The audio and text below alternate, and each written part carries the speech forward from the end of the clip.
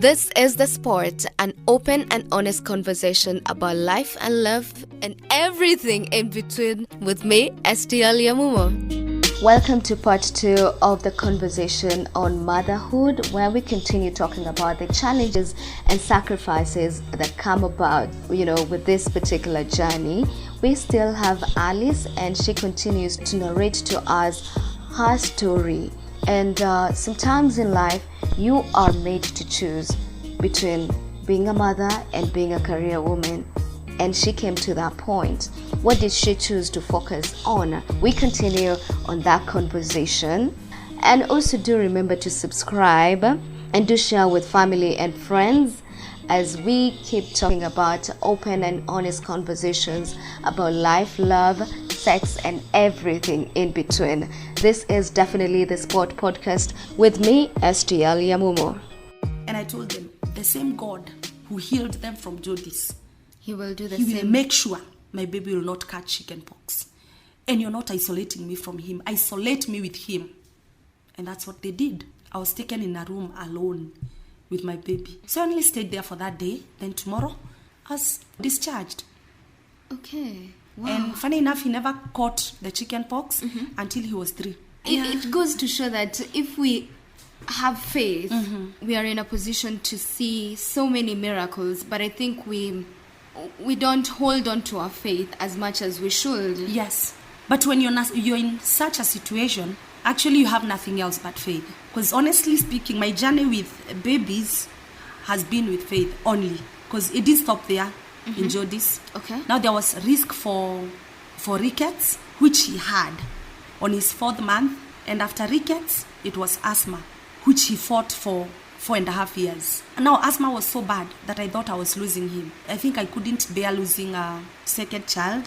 And I think I was more depressed than I was when I lost my firstborn. Okay, he was so sick that actually we went bankrupt. And one day I remember Baba Ryan told me, just go to Kenyatta. I only had fare. Go to Kenyatta. I'll go find the money. And then they had a consultation fee for 500. So I only had fare. Transport to Kenyatta, but I didn't have consultation fee. So it seemed to go, find money, then come. Because Meet you at Kenyatta. Yeah, meet me in Kenyatta. So nilikuwa napanga line hivi, nikifikiwa naambia mwenye ako nyuma yangu pita. So they were wondering, now what is this lady doing here? Yeah. I have the baby is sick, but I left it for them to, wajijazie tu, but yangu ilikuwa pita. Na mgoja akuje. So and he would come, tunalipa do, mtoto anatibiwa, and we go home. But then they had not known it was asthma. But my baby was always sick, on off. And they were trying to treat, rickets as they treat, pneumonia. But later they came to discover it was asthma. And that's when he started using inhalers. But it was so bad. It's not an experience that you can wish for any parent to experience. Asthma is not so good. And especially for babies who cannot handle their breath so well. At this point in time, you're going through so much. Yes. Did you stop and think, maybe I shouldn't have had this kid? I didn't regret having him, but I was almost done with having babies. No. Having babies is not my thing. Yeah? Because now, as I'm calling it, the fear of unknown. I didn't know what to expect if I dare have another child. So I was always afraid. Actually, I was always thankful that I had Ryan.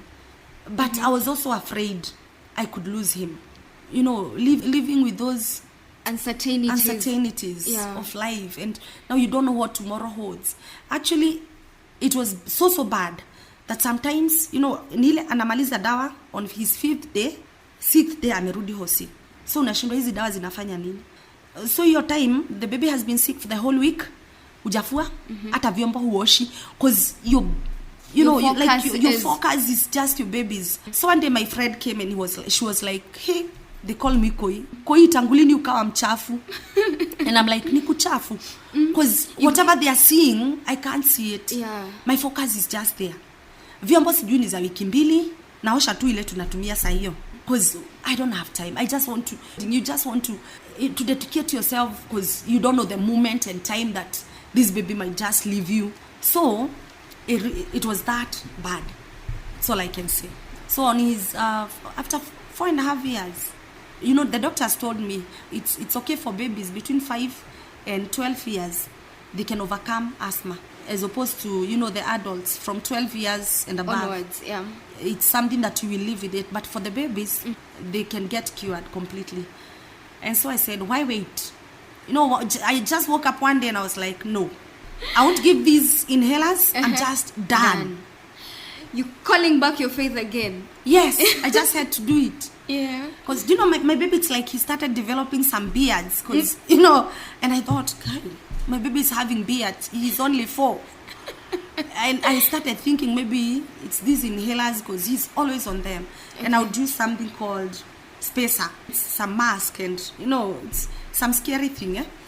And, every time I would go somewhere like, family get-togethers, they're like, guy, yeah, those PT, utaki. Yeah. And every time they were like, guy, koi, nini mbaya. So I was like, guy, kwani nilirogwa na nani? Yeah. Like everybody is, pitying me. And it was not such a good thing. And I told God, come on, you gave me this baby. You healed him from jaundice and from the cabbage and all those. And from rickets. Yeah. You changes not. You're the same God yesterday, today, and forever. So if you're the same God who healed him like those two, even this, he's healed. And I said he's healed, and he was. Wow. All this time, it's like 5 years down the line. Yeah. Your career is still hanging in the balance somewhere. Yes. Your entire concentration is on becoming a mother and ensuring that you're there for your child. Yes. So at this point in time, it's you being a mother and you playing your wifey duties. So at what point did you feel that, okay, then it's okay for me to get another child? It's okay. I mean, Ryan is good.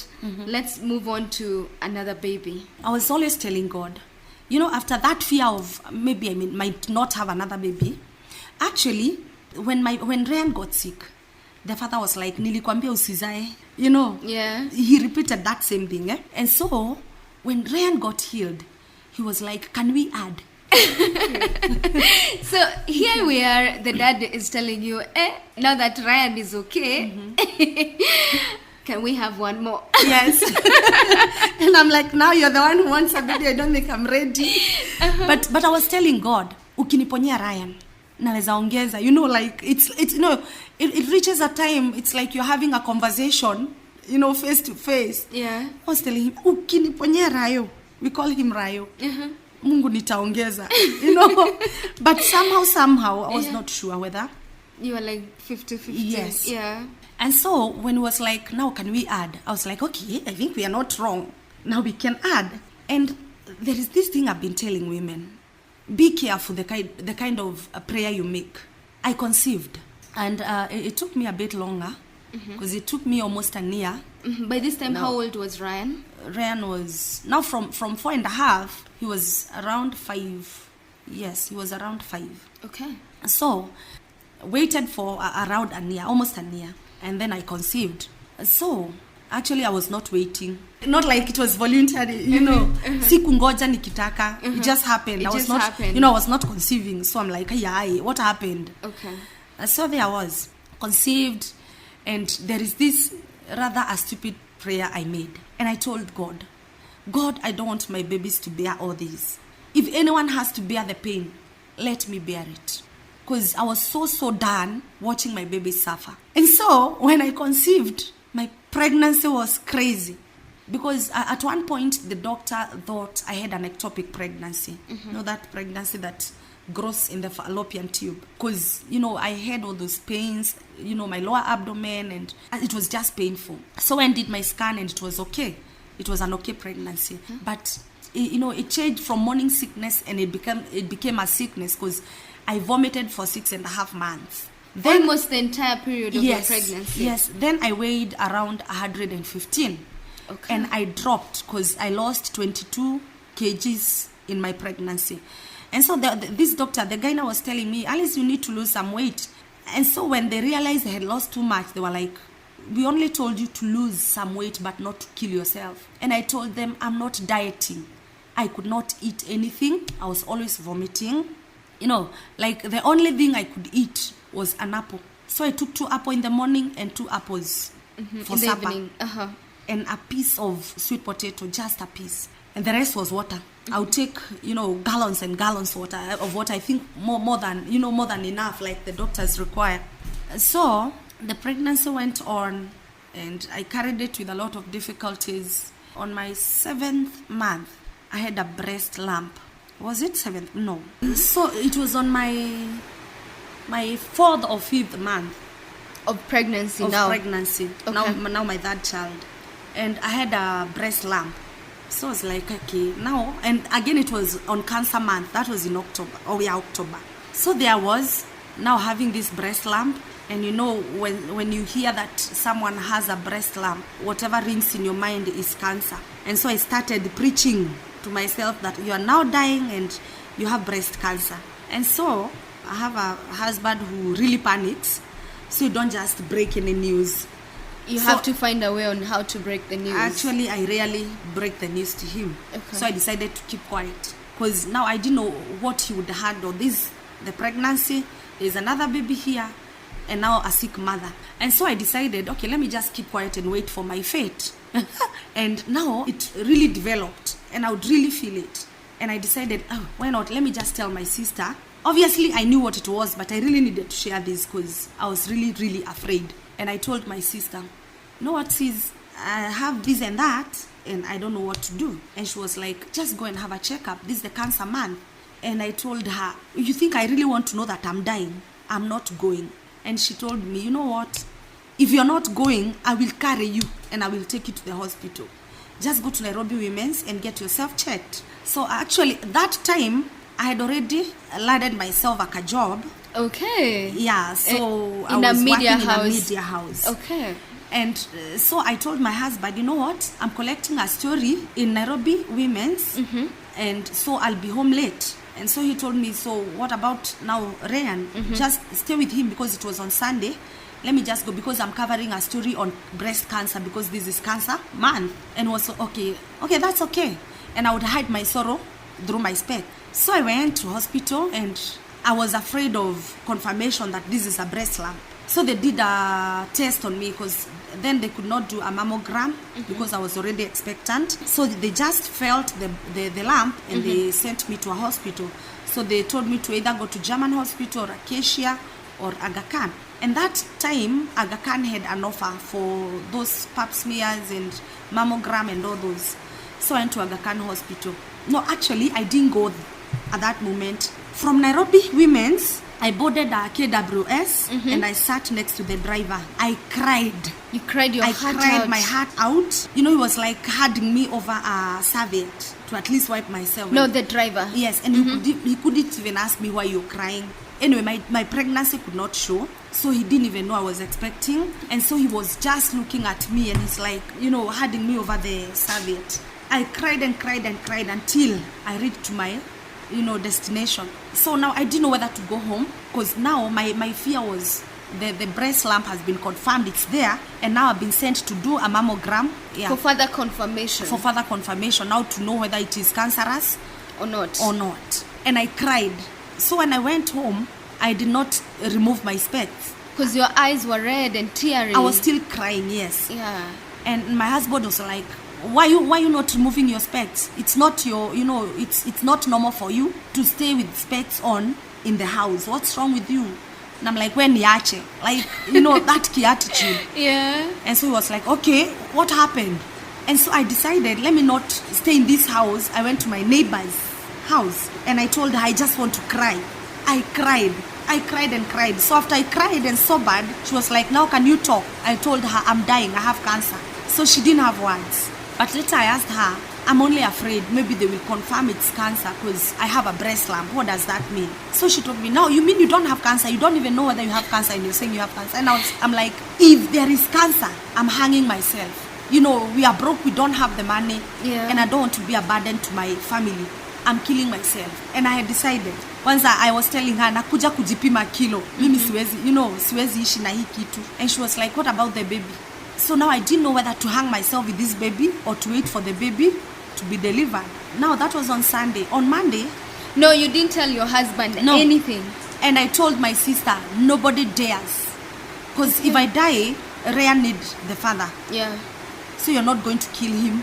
You will not tell him. So my sister was like, okay, we will not tell him, but you must go for a checkup. So I didn't even want to care where the money will come from. My sister funded, and they took me to Aga Khan. You know, I went to the doctor, and the doctor told me, are they called the oncologist? I don't know their names. So she told me, if you're expecting, we cannot do a mammogram on you, but we can do an ultrasound, a breast ultrasound. I told her, okay, let me go and tell my sister. So I went and told my sister and the husband. They told me that they cannot do any test on me because I'm expecting. And then my sister was like, now what do we do? We just go home. And the husband was like, do you believe her? Now my brother-in-law, do you want to tell me that you believe her? Let's go and ask. The doctors always have an alternative. So we can't just believe her, because from the word go, she didn't want to come for this test. Yeah. Maybe this is her plan of escaping it. So he went and asked the doctor, no, I just told her that she can do an ultrasound. And so, yeah. So I was taken, and they did a mammogram on me, and they were like, no, because you're not an No, the ultrasound. Yeah, they did the ultrasound, and they were like, because you're not an inpatient, you can only get your results after 24 hours. Okay. And I knew I can't wait. So I told this doctor, you know what, are you the same person who will write the report? And she told me, yes. So at least can you tell me, I will only get the result tomorrow. Tell me what you see. Because between those 24 hours, I will die of anxiety, of fear, you know, and so many things running in my mind. I cannot make it 24 hours. So if you're the same person who will make the reports that I'm expecting tomorrow, please tell me. All I need is your word of mouth. Am I dying or not? So she did all those tests as I was watching. She did how many centimeters, she did where. And now, when he reached to the lamp, because I didn't even tell her where and which breast, because it was on my left breast. So I let her examine my right breast without telling her, because I was still hoping there is no lump. And when she reached on my left breast, she was like, oh, this is it. I was like, no, I'm dying. And so she examined. When I insisted, she told me, oh, no, these are just, you know, she called them lymph or what. But she told me, these are just fats. Oh, and there was a sigh of relief. I was so relieved. At least I'm not dying and I'm not hanging myself. And, but between that time, I still hope maybe it's the power of prayers. Yeah. Some people are praying for me, because when I realized I was expecting now that pregnancy, I sent it to many friends, and you know, those friends, my circle, knows what I've gone through with kids. Yeah. And I told them, you know what, I've never enjoyed, you know, motherhood. I want to enjoy it this time. Please pray for me. So I knew it was all about prayers, and maybe God worked it out for me. Maybe it was cancerous, but God turned things around for me. Yeah. That's what I believe. And it was not cancer. They were just fats, and I went home happy. And my sister was like, no, you wanted to kill yourself for nothing. Because I was telling them, you guys, do you have the kind of money these things need? You know, there will be, you know, chemotherapy and all the torture and my babies. Now, is it the pregnancy or the cancer? So that was the story. And so I delivered that baby. Yes, and another story behind it. My goodness. So definitely I trust that you've already subscribed to this podcast. Remember, this is all about having open and honest conversations about life, about love, about sex, about everything in between that we have to talk about. And subscribe and tell a friend. And so there is another story to that story already.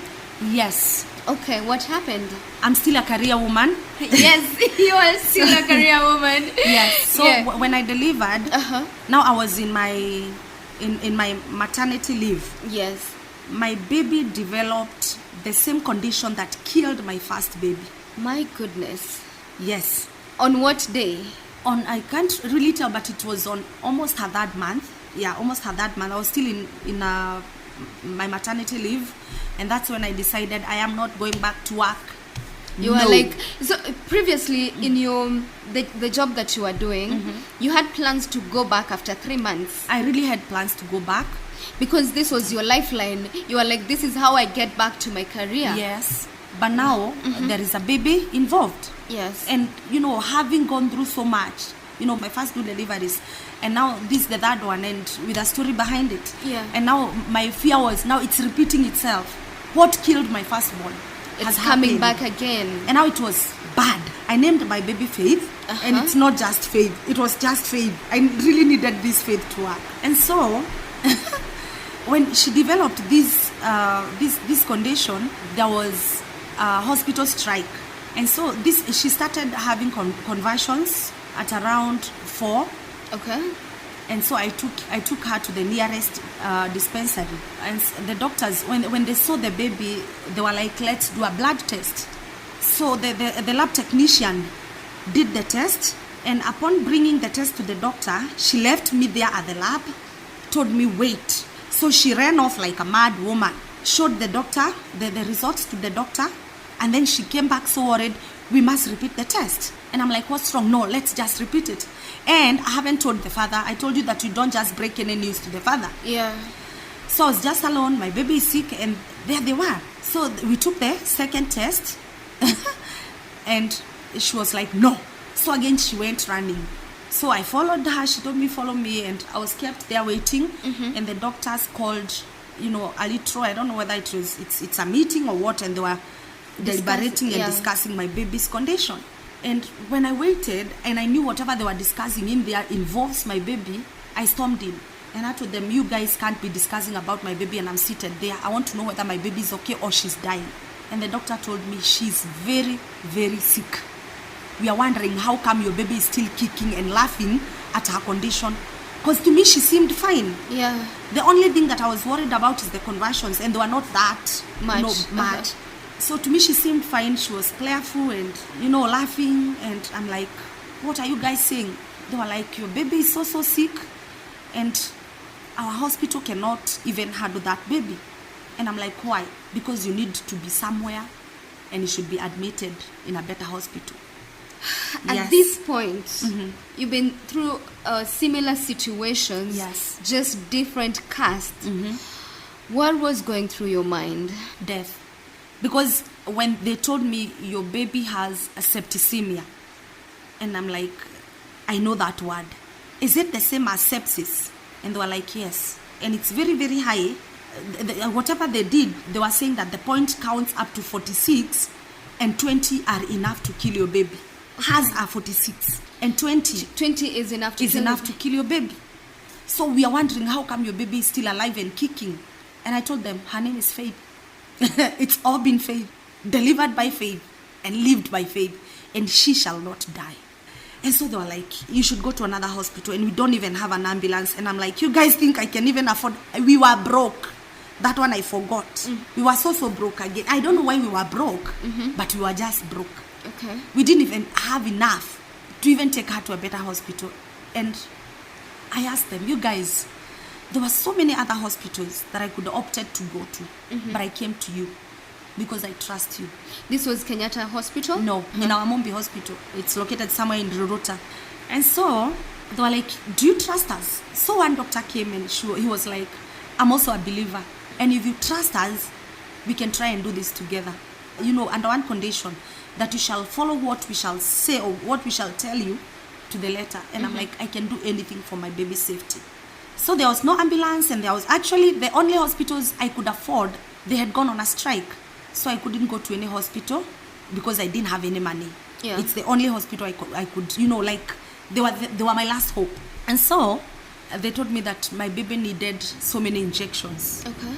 So they had to put they call it this sindano hii huingizwa kwa mkono, branula, and now they had to put it around my baby's calist. And now I had to take her, because we couldn't be admitted in that hospital because they do not admit patients. So I would go daily for 2 of them. 2 daily. I think she got around 9.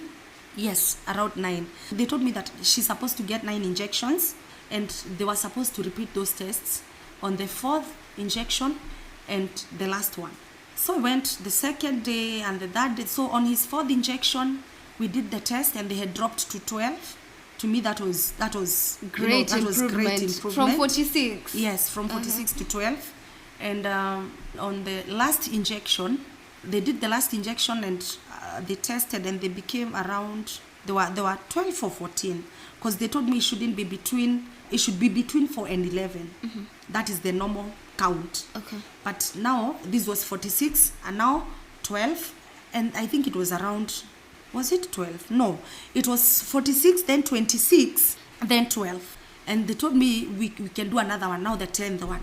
And at that time, my baby could not look at the white coat, because every time she could see the white coat, she could see an injection. Yeah. And she would really, really cry. But it was worth it. Because we did the third one and repeating the test, my baby was okay. Faith. And that was faith. And so that's when I decided, now I have to put my career aside, because they told me that because of that, her immunity has gone quite low, so she needs total care. And so I decided, now here it's between life and career, and I had to choose life. And that's how I stayed home. And again, the same issue came back again, but anyway, the doctors were able to deal with it. So that has been my journey. But we can gladly say that Ryan and Faith have a clean bill of health as at now. Yes. That's where we wrap things up for the second part of our conversation on motherhood in regard to challenges and sacrifices that come with it. But we do have a third and final part where we will be looking at the issue of weight gain. What happens when a woman moves from an okay size to a plus size woman? How do you deal with that change? How do you begin to love yourself again? All that in the third and final part of our conversation on motherhood. But right now, it's that time to kiss and say goodbye. Remember to subscribe and share with friends and family. I am STL Yamumo.